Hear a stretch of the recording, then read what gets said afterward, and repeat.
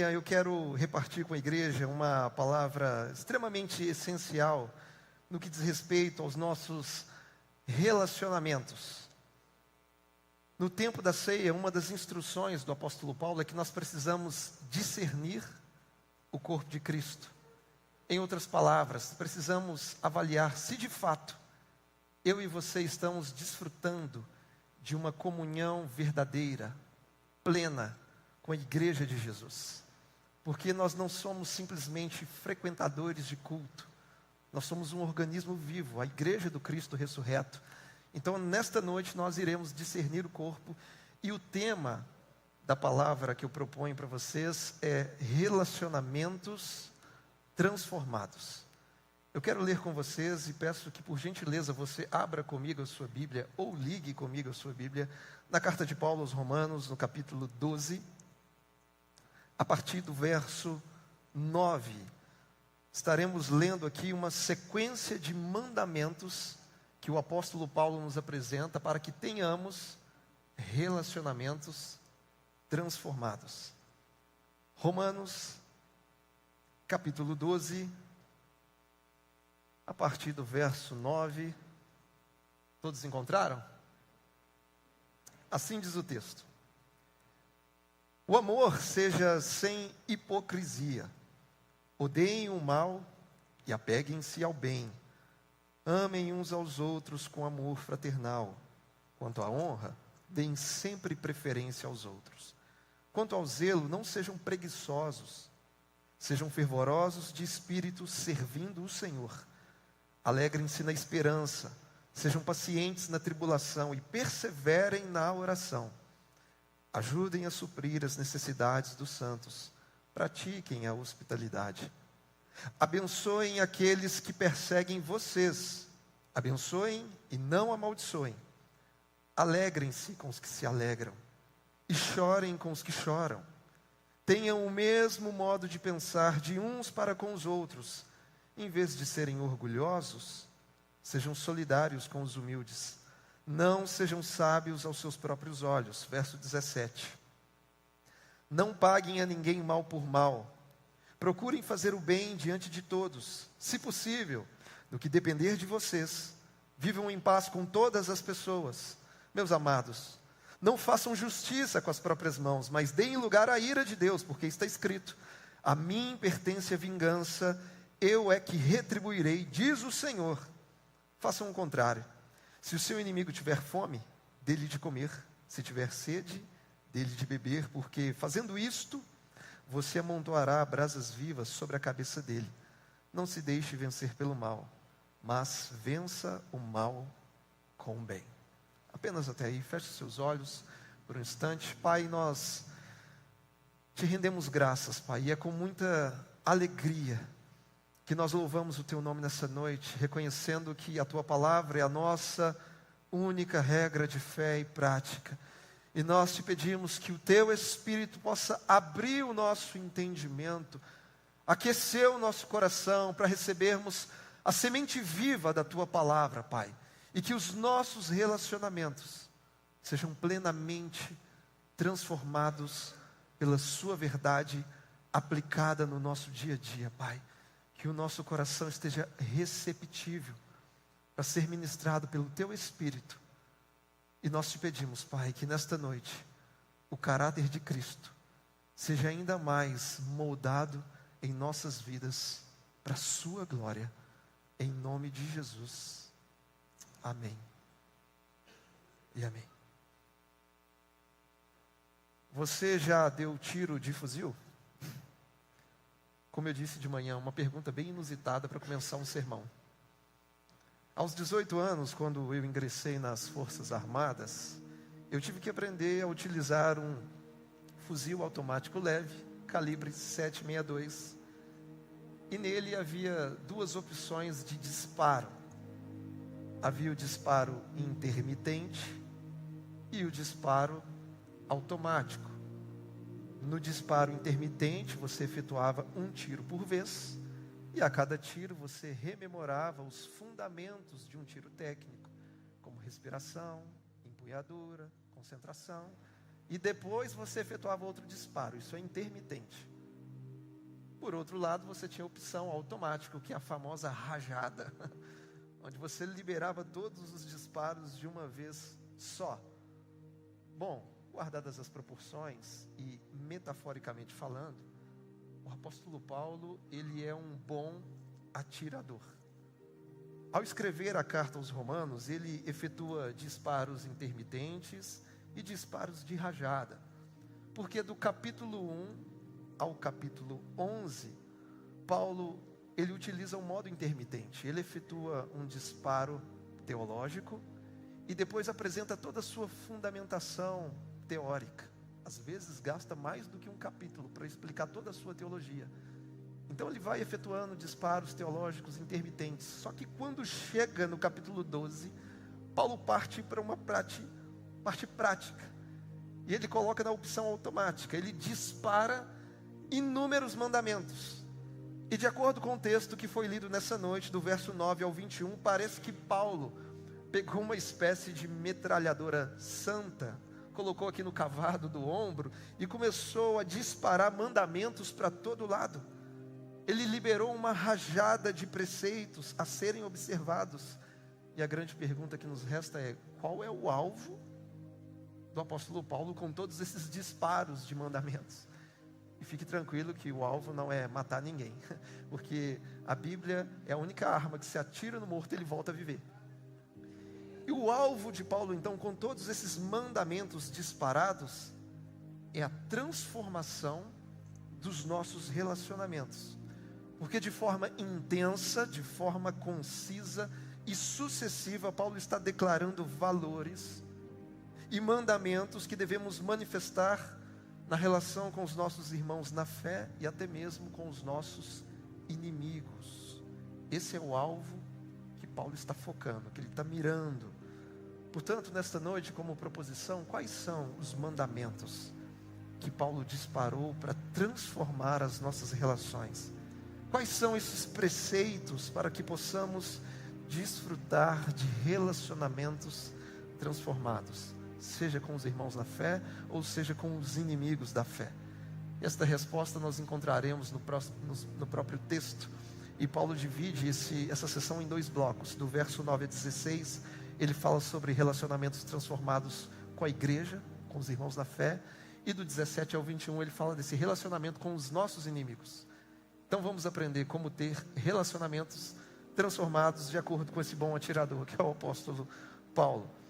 E ele começa trazendo o primeiro preceito no verso 9, parte A, e ele diz o seguinte: o amor seja sem hipocrisia.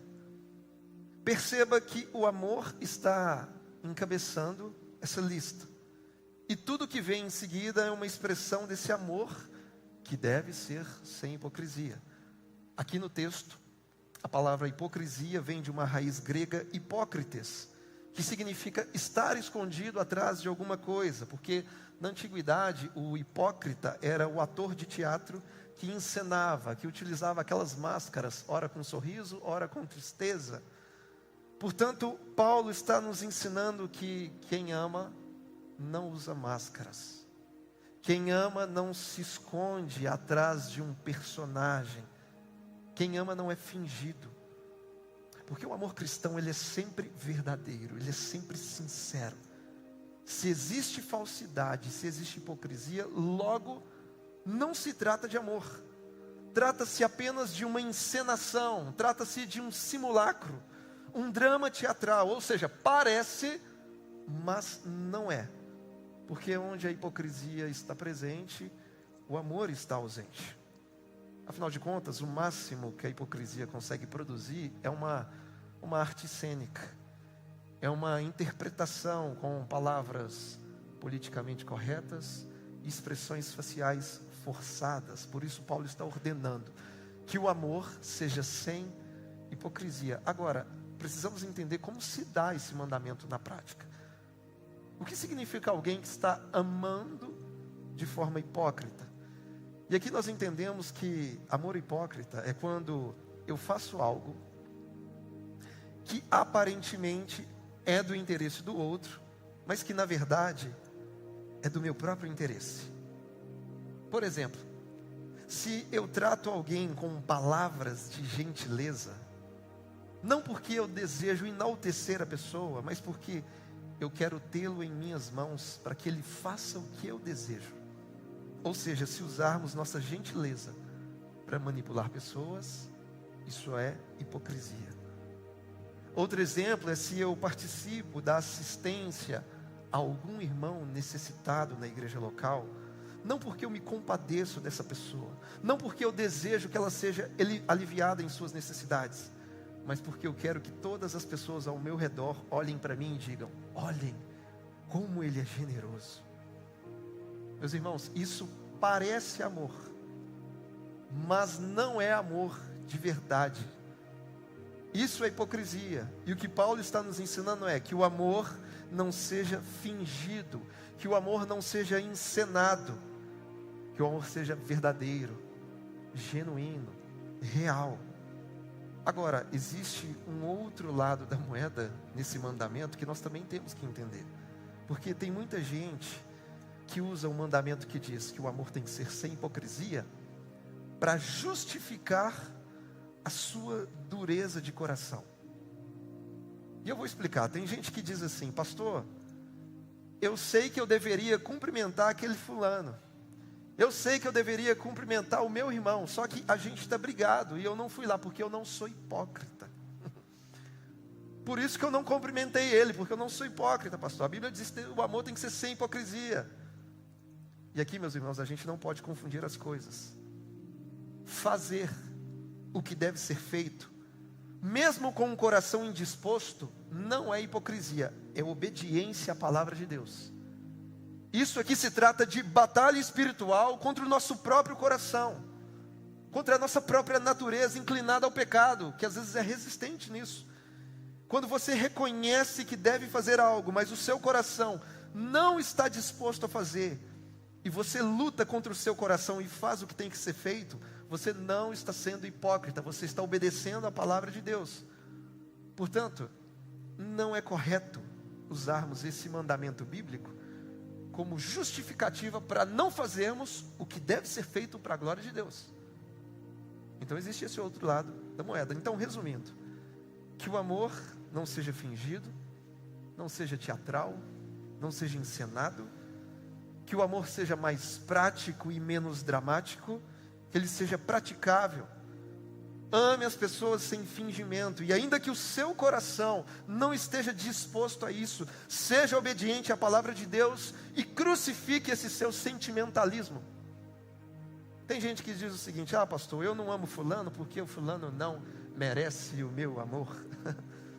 Ei, o amor cristão não é uma resposta aos méritos humanos. O amor cristão é uma resposta à misericórdia divina. Porque a Bíblia não diz que nós amamos pessoas porque elas merecem. Ela diz que nós amamos porque Deus nos amou primeiro. Por isso, todas as vezes que amamos pessoas, estamos correspondendo ao amor do Pai que graciosamente foi derramado sobre nós. Portanto, amar é uma atitude de fé e obediência. E ainda no verso 9, parte B, Paulo diz: odeiem o mal e apeguem-se ao bem. E o que isso tem a ver com amar sem hipocrisia? Tem tudo a ver, porque amar é encontrar felicidade em querer o bem de outras pessoas. Então a gente rejeita toda maldade e se apega àquilo que é bom. Próximo princípio, verso 10, Paulo diz o seguinte: amem uns aos outros com amor fraternal. Quanto à honra, deem sempre preferência aos outros. Aqui nesse verso, Paulo está dizendo que os crentes devem praticar o amor fraterno, que é o amor entre irmãos. Em outras palavras, Paulo afirma que em Deus nós somos uma família. Todos nós somos irmãos e filhos do mesmo Pai. E o amor entre nós é o sistema circulatório que dá vida aos membros do corpo de Cristo. E a pergunta que nos vem é: como é que na prática nós vivemos esse amor fraternal? E a resposta está no próprio verso 10. Quanto à honra, deem sempre preferência aos outros. O amor fraternal, ele é praticado no princípio da honra. O amor fraterno nos faz tributar Honra aos nossos irmãos nos faz dar a preferência.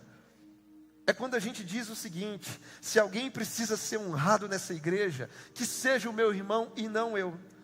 Se alguém precisa ser aplaudido nessa igreja, que seja o meu irmão e não eu.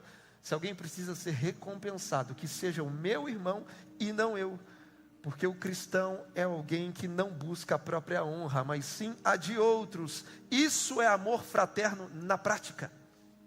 Como eu disse de manhã, chegou aqui no culto, está lotado, só tem uma cadeira. Dá a honra para o seu irmão, dá o lugar, dá a preferência. É assim que um cristão, um filho de Deus, se comporta em todo o tempo. Verso 11, Paulo diz: quanto ao zelo, não sejam preguiçosos. Zelo pelo quê? Zelo pela igreja. Zelo pelo reino de Deus e a sua justiça. Zelo por santidade e comunhão com os irmãos. Zelo pela presença de Deus. Ou seja, no que diz respeito ao zelo com as coisas do Senhor, Paulo está dizendo: não sejam preguiçosos, não sejam desleixados, não sejam negligentes com a sua espiritualidade. E lembrando das palavras do profeta Jeremias no capítulo 48, quando ele diz: maldito aquele que fizer a obra do Senhor relaxadamente. Sejam zelosos. E na sequência do verso 11 ele diz: sejam fervorosos de espírito, servindo o Senhor. Crente é alguém que serve a Deus com fervor. Esse é o crente. É alguém que permanece com o seu coração em chamas. Por isso, a apatia não combina com a fé cristã. O desleixo não combina com a vida cristã. A mornidão não combina com a sua vida. O seu coração precisa estar pegando fogo. Portanto, não seja um crente morno. Não provoque náuseas em Jesus. Não seja como os membros da igreja de Laodiceia, aos quais Deus disse: você é morno e eu estou a ponto de vomitá-lo da minha boca. O seu coração precisa estar pegando fogo. E o que é que tudo isso tem a ver com os nossos relacionamentos transformados? Tem tudo a ver. Porque quem é fervoroso de espírito sempre tem o coração aquecido para amar os irmãos na fé. Quem é cheio do Espírito Santo sempre terá zelo pela comunhão do corpo de Cristo. Crentes fervorosos de espírito se relacionam de maneira transformadora. Porque eu nunca vi um crente cheio do Espírito Santo ficar arrumando encrenca na igreja. O crente cheio do Espírito Santo é a alegria do pastor, ele não dá B.O. É uma alegria no coração de tanto pastor, né, pastor Ronald? Oh Senhor, faz assim de nós. Verso 12: alegrem-se na esperança, sejam pacientes na tribulação e perseverem na oração. Para que os nossos relacionamentos sejam transformados, precisamos de alegria, paciência e oração. Alegria em quê? Alegria na esperança. Esperança na glória que há de ser revelada a nós. Esperança na redenção final e definitiva de todas as coisas. Porque o crente é alguém que atravessa as tempestades da vida com os olhos cravados na esperança gloriosa da volta de Cristo. E Paulo ainda diz: sejam pacientes na tribulação. Ou seja, as dificuldades que enfrentamos no tempo presente, vou te contar um segredo, elas vão passar. Os nossos conflitos relacionais, eles vão passar. Nossas tristezas vão passar. Nossas dores e fraquezas vão ter fim. Portanto, encare as aflições com coragem. Insista, persista, resista, mas não desista. Tenha calma. Seja paciente com os seus irmãos. Seja paciente no tempo da tribulação, porque tudo isso vai passar e vai valer a pena. E ao final Paulo diz: persevere em oração. Porque somente a oração enche a vida do crente de poder e o coração de paz. Persevere em oração, porque um dia toda aflição vai se transformar numa glória que não dá para se comparar. Portanto, para que os nossos relacionamentos sejam transformados, precisamos de alegria, de paciência e de muita oração no tempo presente. Verso 13, parte A, Paulo diz o seguinte: ajudem a suprir as necessidades dos santos. Aqui nesse versículo, Paulo utiliza o termo santo, não para se referir a pessoas que são perfeitas e não pecam, O termo aqui santo significa pessoas que foram separadas para Deus, assim como eu e você. E Paulo diz: ajudem a suprir a necessidade dos santos. E isso significa que até os santos passam necessidades, ao contrário do que algumas teologias erradas ensinam por aí. Os santos também podem passar necessidades. E de acordo com o texto, essas necessidades devem ser supridas por quem? Pelos irmãos na fé. No entanto, é bom fazer uma pequena observação, porque Paulo não está falando de necessidades aparentes, que são provocadas por uma má gestão financeira. Porque tem gente que deixa de pagar as contas, deixa de, quem sabe, fazer uma reserva de emergência, para gastar com coisas que não são essenciais, coisas que são supérfluas. Paulo também não está falando de irmãos aproveitadores, de gente que não quer trabalhar e quer viver à custa dos outros. Porque o mesmo Paulo que diz para suprir a necessidade dos santos, em outra carta ele também diz: quem não quer trabalhar, que também fique sem comer. Porque amor não é ingênuo. O amor sabe quem realmente precisa e quem não precisa. Voltando ao texto, Paulo está falando aqui de necessidades reais. Aqui ele está falando de irmãos e irmãs que passam por privações devido às diversas contingências da vida. Às vezes uma fatalidade, quem sabe uma crise sem precedentes, talvez uma perda inflacionária que reduz o poder de compra da pessoa, quem sabe uma enfermidade, um desemprego, coisas que podem acontecer com qualquer um de nós. Então, nesses casos de necessidades reais, Paulo está dizendo que nós temos a responsabilidade de suprir as necessidades uns dos outros, para a glória de Deus Pai. E ainda no verso 13, parte B, ele diz: pratiquem a hospitalidade. E aqui eu entendo que todo cristão deve ser hospitaleiro. Se com os necessitados nós devemos ser generosos, com os visitantes e estrangeiros nós devemos ser hospitaleiros. E você gosta de receber pessoas em sua casa? Você gosta de hospedar irmãos na fé no seu lar quando necessário? Durante a semana, lendo algum comentário bíblico, o comentarista William MacDonald, ele disse o seguinte, abre aspas: a hospitalidade é uma arte esquecida. Casas e apartamentos pequenos são usados como desculpa para não receber cristãos de passagem pela cidade. Talvez nossa vontade seja nos esquivar do trabalho e da inconveniência de hospedar alguém. Mas nos esquecemos que receber filhos de Deus é como receber o próprio Senhor.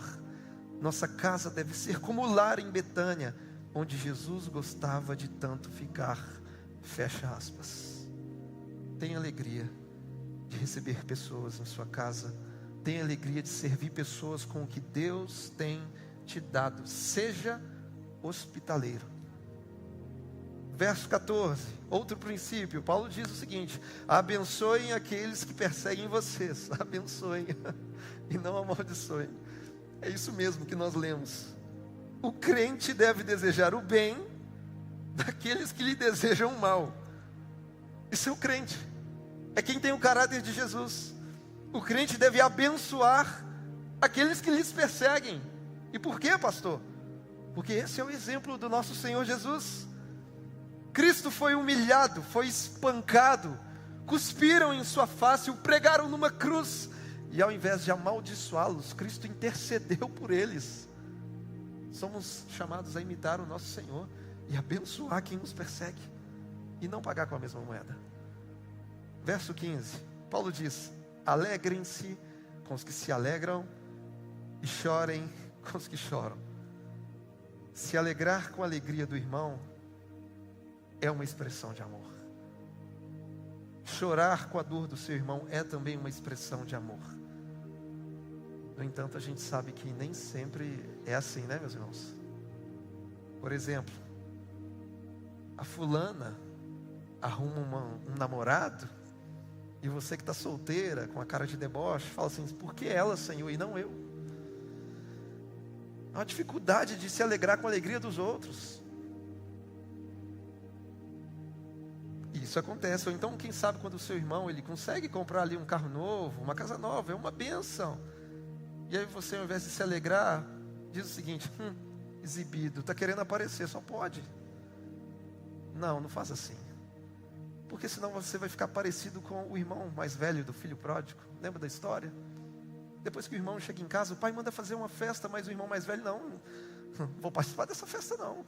Eu? Olha o que ele fez. Não, essa postura do irmão mais velho, do filho pródigo, é uma postura que denota inveja. Se eu não consigo me alegrar com a conquista do meu irmão, certamente pode existir inveja no meu coração. Ou pior ainda, é quando nós não choramos com o nosso irmão num momento difícil. Porque, por exemplo, às vezes algumas pessoas, quando o seu irmão tropeça, o seu irmão está, quem sabe, enfrentando um momento difícil na fé, e ao invés de você se compadecer dele, você diz: bem feito, falei que não ia dar certo, é bom que ele aprenda uma lição. Não, isso não é teu coração de Jesus. Então preste atenção. Quando Paulo nos diz para alegrar com o que se alegra e chorar com quem chora, isso simboliza o que de fato é pertencer a uma mesma família. Se você é um irmão para mim, eu devo, biblicamente, me alegrar com as suas vitórias e eu devo chorar com as suas dores. Porque a sua alegria é a minha alegria, a sua tristeza é a minha tristeza e vice-versa. O que dói em você também dói em mim. E o que você celebra, eu também celebro, porque pertencemos à família de Deus, somos membros do mesmo corpo. Por isso que Paulo, na primeira carta aos Coríntios, no capítulo 12, ele diz: se um membro sofre, todos sofrem com ele. E se um membro é honrado, todos os outros se alegram com ele. Isso é ser igreja de Jesus aqui na terra. Verso 16, parte A, Paulo diz: tenham o mesmo modo de pensar de uns para com os outros.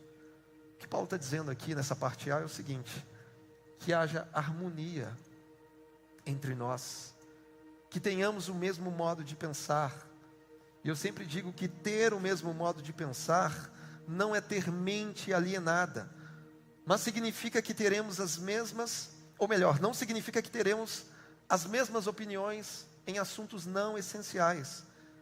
O que Paulo está ordenando é que tenhamos um alinhamento de pensamento a partir do Evangelho. Isso é harmonia de pensamento. Então, ter o mesmo modo de pensar não quer dizer que concordaremos em todos os assuntos, mas significa que até nas nossas discordâncias sempre teremos as mesmas atitudes de Cristo. Podemos até discordar em assuntos secundários, mas naquilo que for fundamental ao Evangelho nós seremos unânimes, harmônicos para a glória de Deus Pai. E ainda no verso 16, parte B, Paulo diz: em vez de serem orgulhosos, sejam solidários com os humildes. Não sejam sábios aos seus próprios olhos. De uma maneira resumida, o que Paulo está dizendo aqui é o seguinte: vivam humildemente. Se relacione com pessoas que são mais simples do que você. E não pense que você é alguém que sabe de tudo, porque você não sabe. E não pense que a vida gira em torno de você, porque ela não gira. O centro é Cristo. É Jesus. Eu disse de manhã que é comum as crianças sempre fazerem algumas perguntas intrigantes, né? E elas perguntam: por que o ano tem 365 dias e por que o dia tem 24 horas? E lá em casa eu explico, né? Devido ao sistema solar. Aí você explica os conceitos de rotação e translação. Rotação é a Terra girando em torno do seu próprio eixo. Um giro completo gasta 24 horas, nós temos um dia. E na translação a Terra gira ao redor do Sol. E quando completa um giro, né, nós temos 365 dias, 5 horas e 48 minutos aproximadamente. Então nós temos um ano. Explicando esse conceito para as crianças. E ainda assim Deus ministra ao nosso coração. Porque eu descobri que tem dois tipos de crente: o crente rotação e o crente translação. O crente rotação é o que acha que a vida gira em torno dele. Tudo gira em torno de si mesmo. Ele é o centro da galáxia. Enquanto o crente translação é aquele que já amadureceu e entendeu que tudo gira em torno do sol da justiça, que é Cristo Jesus. Jesus é o centro, meu irmão. Então, se até hoje você tem achado que é a última bolacha do pacote, a última coca do deserto, não, sai do centro. O centro é Jesus Cristo. Viva humildemente. E agora, quando chega do verso 17 ao 21, Paulo está falando de relacionamentos transformados, não agora com os irmãos na fé, mas contra aqueles que nos perseguem, os inimigos da igreja, inimigos do evangelho. E do verso 17 a 21, me permita ler mais uma vez. E diz assim o texto: não paguem a ninguém mal por mal, procurem fazer o bem diante de todos, se possível. No que depender de vocês, vivam em paz com todas as pessoas. Meus irmãos, não façam justiça com as próprias mãos, mas deem lugar à ira de Deus, porque está escrito: a mim pertence a vingança, eu é que retribuirei, diz o Senhor. Faça o contrário. Se seu inimigo tiver fome, dele de comer, se tiver sede, dele de beber, porque fazendo isto, você amontoará brasas vivas sobre a cabeça dele, ou seja, vai deixar ele tão constrangido de tanto amor. Não se deixe vencer pelo mal, mas vença o mal com o bem. E quando se trata dos nossos inimigos, Paulo nos ensina pelo menos 3 coisas. A primeira, ele diz o seguinte: se possível, no que depender da gente, nós devemos viver em paz com todas as pessoas, com todas elas, porque eu sei que nem sempre depende da gente, mas no que depender da gente, a Bíblia está dizendo, devemos ter paz com todas as pessoas. Ou seja, o cristão não foi chamado para ser um encrenqueiro, você não foi chamado para ser um gerador de conflitos, de problemas. Nós fomos chamados para sermos pacificadores. Então lembre-se disso. Deus não te chamou para você jogar lenha na fogueira. Deus te chamou para apagar qualquer foco de incêndio nos relacionamentos. Você é um pacificador. Você vem para apaziguar relações. Segunda coisa que Paulo nos ensina é que nós não devemos fazer justiça com as próprias mãos. Ou seja, não devemos ser vingativos. Portanto, você não é um Avenger. Você não é o homem de ferro. Você não é um dos vingadores.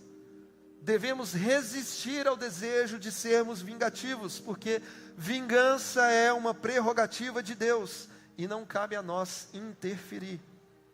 Um dia Deus vai fazer isso de forma certa e no tempo certo. Portanto, eu e você não temos autoridade para usurpar o divino ofício da vingança, porque de acordo com a Escritura, a vingança pertence ao Senhor. Portanto, descanse o seu coração, porque mais cedo ou mais tarde o Senhor retribuirá. Ele vai fazer toda a justiça. O braço dele é mais longo que o nosso e a mão dele é mais forte do que a nossa. Descanse na justiça de Deus. Terceira coisa que Paulo nos ensina: não se deixe vencer pelo mal, mas vença o mal com o bem. Se você foi insultado, não devolva o insulto.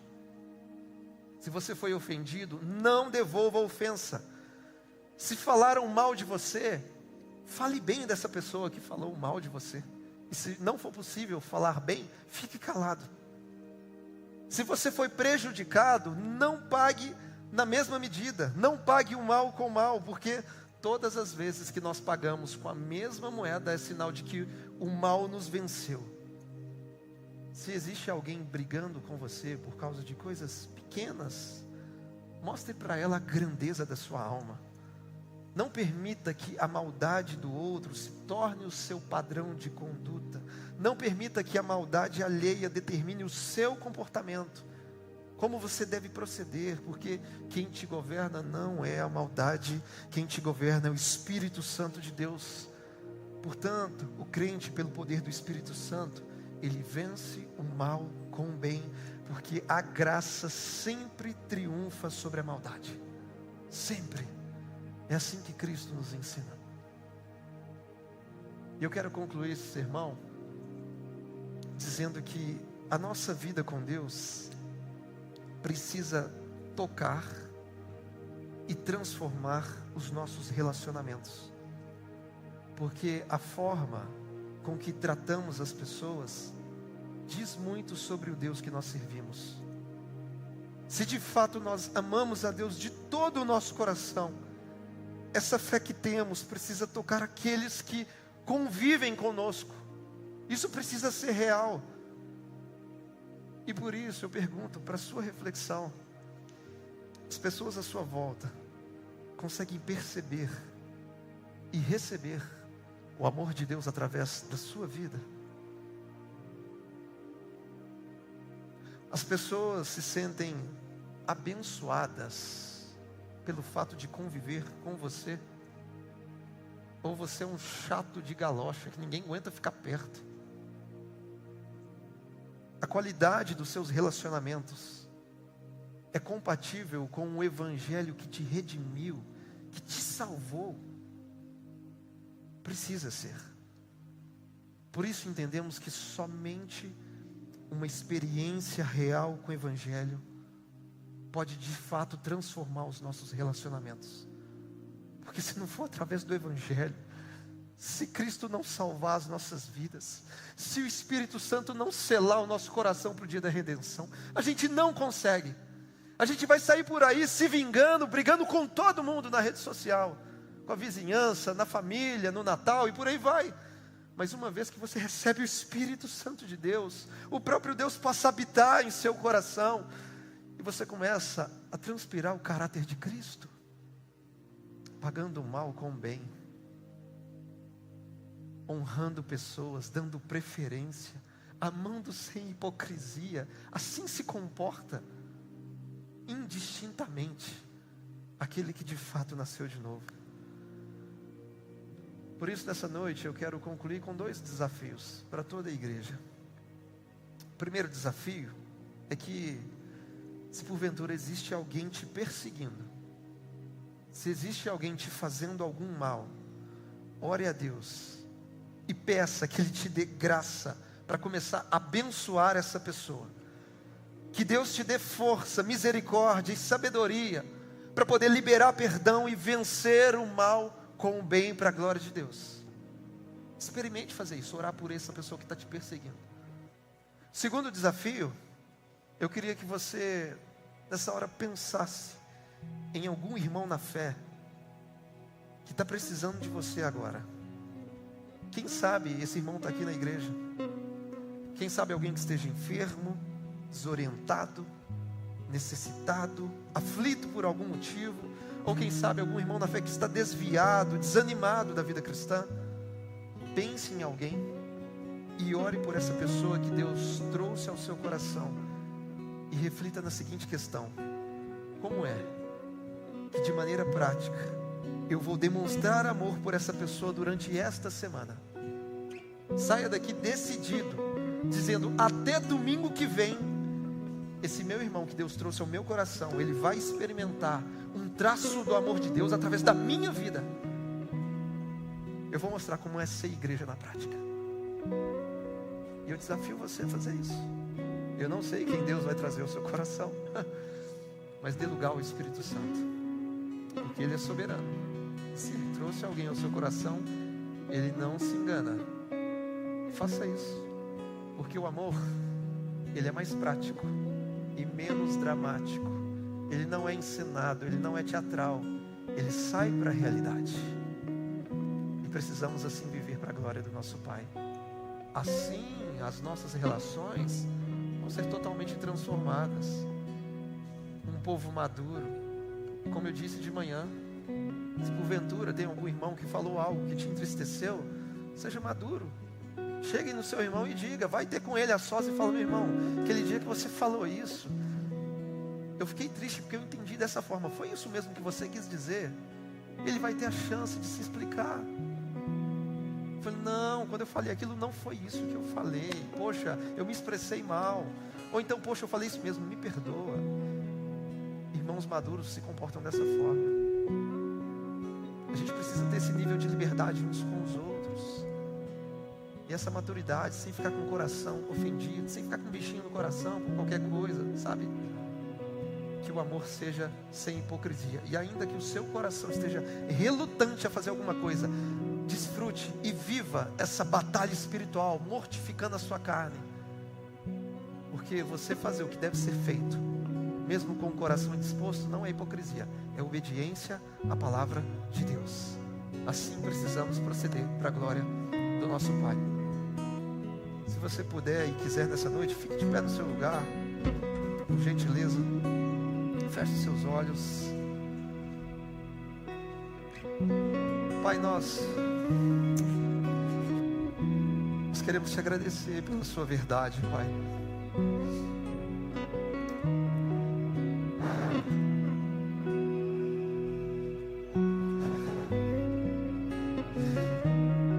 Obrigado, Pai, pela sua palavra. Obrigado pela família na fé. É um privilégio nós reconhecemos pertencer a essa família, Deus. É um privilégio termos a quem buscar socorro no momento de dificuldade. É uma bênção, ó Pai, ter sido adotado como um filho amado do Senhor e ter sido enxertado no corpo de Cristo, que é a igreja. E nós te pedimos nessa noite, ó Deus, que o teu amor seja manifestado de forma prática nas nossas relações. Se porventura o Senhor trouxe alguém aos nossos corações, Pai, que isso saia para a realidade nessa semana.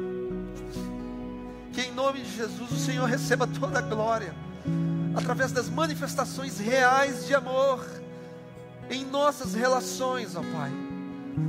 Que as nossas palavras sejam agradáveis, que possamos, nas pequenas coisas, aprender a honrar uns aos outros e sempre darmos a preferência ao nosso irmão, assim como diz a sua palavra, Pai. E nós te pedimos que essa rajada de mandamentos e orientações venha atingir em cheio os nossos corações, Pai. Venha tocar os nossos relacionamentos. E que tudo isso seja transformado para a sua glória, Senhor.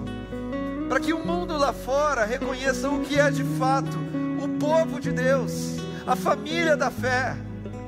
Porque eles vão entender que nós somos um em Senhor, Pai.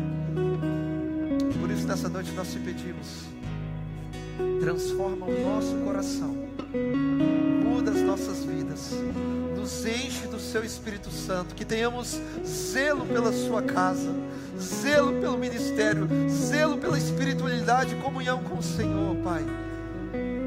E que sejamos crentes fervorosos. Arranca toda a frieza do nosso coração, arranca toda indiferença, toda a apatia. Incendeia-nos, Senhor. Incendeia-nos. Possamos voltar a queimar de amor pela sua palavra, pela vida de oração, pela comunhão com os irmãos da fé. Portanto, transforma as nossas vidas nessa noite. Esse é o nosso desejo, termos o caráter de Cristo. É o que nós te pedimos, em nome de Jesus. E ainda com seus olhos fechados, te convido a repetir comigo uma oração, dizendo: Senhor meu Deus, nesta noite eu ouvi a sua palavra e ela gerou fé no meu coração. Portanto, agora eu me arrependo dos meus pecados e desejo a transformação de todos os meus relacionamentos. Eu abro o coração para que o Senhor arranque de dentro de mim toda a raiz de amargura. Portanto, nessa hora, eu creio com o coração e confesso com a minha boca que Jesus Cristo é o meu Senhor e o meu Salvador. Escreve, ó Deus, o meu nome no livro da vida, porque agora eu faço uma aliança com o Senhor. Amém. E ainda de olhos fechados, aí mesmo no seu lugar, eu queria aqui perguntar: quem se identificou com essa oração? A oração entregando a vida a Jesus. Se você se identificou com essa oração essa noite, aí mesmo no seu lugar, levante a sua mão bem alto.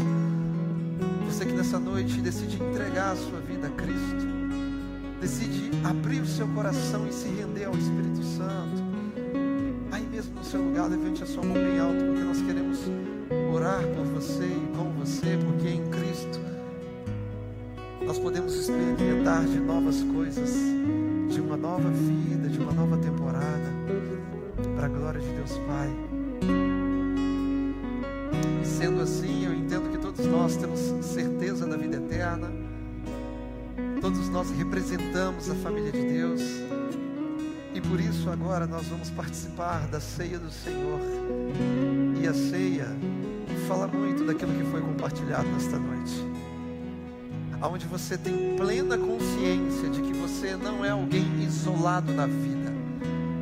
Você, a partir do dia que foi salvo, você foi espiritualmente enxertado no corpo de Cristo.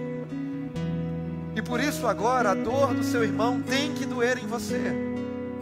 E a alegria do seu irmão precisa te contagiar. Porque nós somos irmãos. Não tem ninguém aqui disputando um com o outro para ver quem é o maior, para ver quem é o primeiro, para ver quem é o melhor. Não!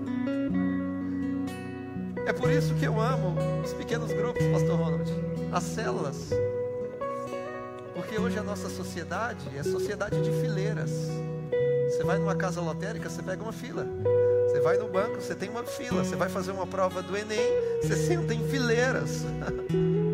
Mas quando você se assenta para jantar com a sua família, ninguém se assenta em fileiras, se assenta em roda. É assim que acontece no pequeno grupo, aonde todo mundo é nivelado. Não tem ninguém maior e melhor do que ninguém. Não tem um primeiro, não tem um último. É uma família. Isso é discernir o corpo. Se porventura existe alguém que você precisa liberar perdão, faça isso agora. Decida perdoar. Não é uma questão de sentimento. Ah, pastor, eu não estou sentindo. Não precisa sentir, basta obedecer a Bíblia. Porque o Espírito já foi derramado sobre você. E o Espírito Santo te capacita a fazer o que na sua força você não consegue. O coração pode estar relutante, mas obedeça a palavra de Deus. E libera perdão. Libera perdão. Então nessa noite os nossos voluntários estarão distribuindo desde já os elementos da ceia. E para você que já é batizado, já desceu as águas, você vai sim de fato participar desse momento. E nós vamos seguir a instrução do apóstolo Paulo, que diz que cada um examine a si mesmo. Então esse é o momento onde você não vai ficar examinando a vida do seu irmão. Olhe para dentro de si, examine o seu coração, porque o Pai te contempla. Ele conhece a sua vida melhor do que você mesmo, então não tem como esconder nada dele. Se preciso for, se arrependa e coma do pão e beba do cálice. Vamos adorar o Senhor. Quem é esse que vem nos abraçando? Quem é esse que vem nos constrangendo com o olhar? Ele é tão sábio, ensina em amor. Ele é tão manso, cuida dos corações. Quem é esse que vem nos abraçando? Quem é esse que vem nos constrangendo com o olhar? Ele é tão sábio, ensina em amor. Ele é tão manso, cuida dos corações. Ele entrou em casa, ele está à mesa. Sabe que esperamos. E ao partir do pão, os nossos olhos se abrem e reconhecemos quem tu és.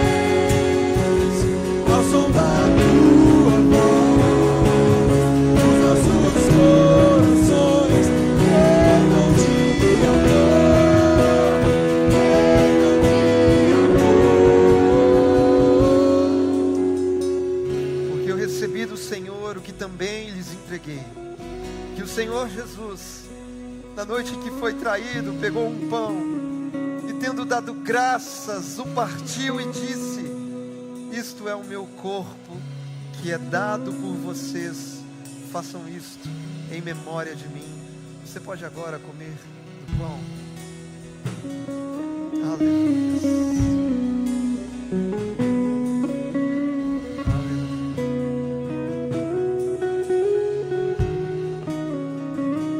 Do mesmo modo, depois da ceia, pegou também o cálice, dizendo: este cálice é a nova aliança no meu sangue. Façam isto todas as vezes que o beberem em memória de mim, porque todas as vezes que comerem este pão e beberem o cálice, vocês anunciam a morte do Senhor até que Ele venha. Você pode agora tomar do cálice. Aleluia. Nós te adoramos, Jesus. Em casa, Ele está à mesa, Ele nos observa, sabe que o esperamos, e ao partir o pão, os nossos olhos se abrem e conhecemos quem tu és. Ao som da tua voz, os nossos corações queimam de amor.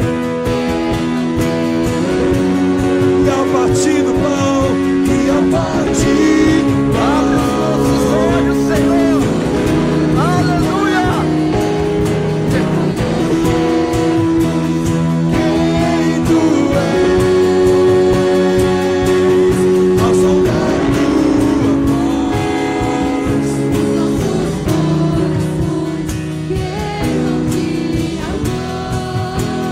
queimam de amor. Declare isso.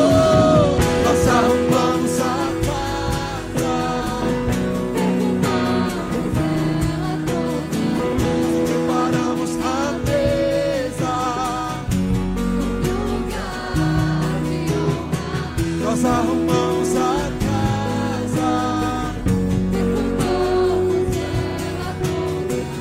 preparamos a mesa. Nós arrumamos a casa, preparamos a mesa.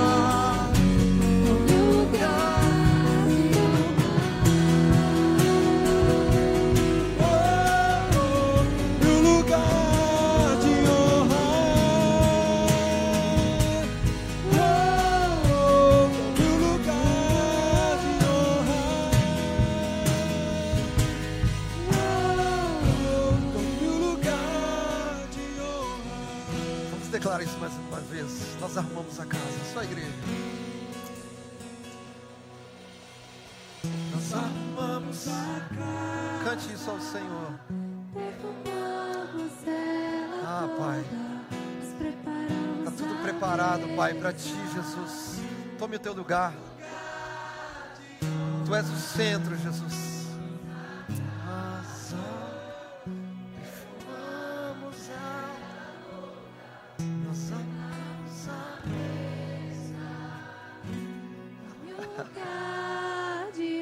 Você pode aplaudir o Senhor nesse momento? Nós te adoramos, Jesus. Obrigado, ó Pai, pelo Teu sacrifício. Obrigado, Senhor. Te exaltamos, Pai, te exaltamos. Aleluia. Meus irmãos, que possamos prosseguir na nossa semana, lembrando dos desafios, viu? Pratique isso. E eu creio que Deus vai receber toda a glória. Não se esqueça, você não é crente em rotação. Você é crente em translação. Cristo é o centro de todas as coisas. E nós estamos em comunhão ao redor daquele que é o centro, Jesus Cristo. E que essa palavra possa transformar todas as suas relações, em nome de Jesus.